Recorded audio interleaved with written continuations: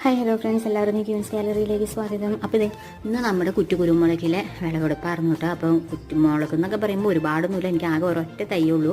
ആ ഒരൊറ്റ ചോട്ടിൽ നിന്നായിട്ടും എനിക്കിതാ ഇത്രയും മുളക് കിട്ടിയത്. അപ്പോൾ നമുക്ക് ഇതൊക്കെ ഒന്ന് പറിച്ചെടുക്കാം. പിന്നെ കുറച്ച് നാളായിട്ട് ഇതിനകത്തേക്ക് ശ്രദ്ധിക്കലൊന്നും ഇല്ലായിരുന്നു.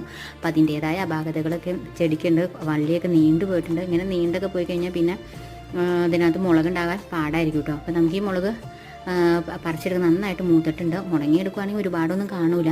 പച്ചയ്ക്കാണെങ്കിൽ നമുക്ക് ചാളയ്ക്കും അയില മീനും ഒക്കെ അരച്ച് പൊരിക്കാൻ നല്ലതാണ്. പിന്നെ അതുകൂടാതെ ബീഫ് വലുത്താൻ നേരത്ത് ഈ പച്ചക്കുരുമുളക് അരച്ച് ബീഫ് ഉണ്ടാക്കുകയാണെങ്കിൽ അടിപൊളി ടേസ്റ്റാട്ടോ. പിന്നെ ഇതിൻ്റെ വള്ളിയൊക്കെ ഇതുപോലെ നീണ്ടു പോയിട്ടുണ്ട്. അപ്പോൾ ഇതൊക്കെ നമുക്കൊന്ന് മുറിച്ചൊന്ന് ഗ്രൂം ചെയ്ത് നിർത്തണം. എന്നാലാണ് അത് കുരുമുളകായിട്ട് നിൽക്കുള്ളൂ. ഇല്ലെങ്കിൽ ഇങ്ങനെ പടർന്നു പോയി കഴിഞ്ഞാൽ പിന്നെ മുളക് ഉണ്ടാകില്ല. അപ്പോൾ ഈ നീണ്ടു വയ്ക്കണ എല്ലാ തണ്ടും ഒന്ന് മുറിച്ച് കളഞ്ഞാൽ ഗ്രൂം ചെയ്ത് നിർത്തണം. പിന്നെ പറ്റുവാണെങ്കിൽ ആ സഞ്ചിയിൽ നിന്ന് ഒന്ന് മാറ്റിയും കൂടി വെക്കുവാണെങ്കിൽ നന്നായിക്കോളും. അപ്പോൾ ഇത്രയും മുളക് കിട്ടി.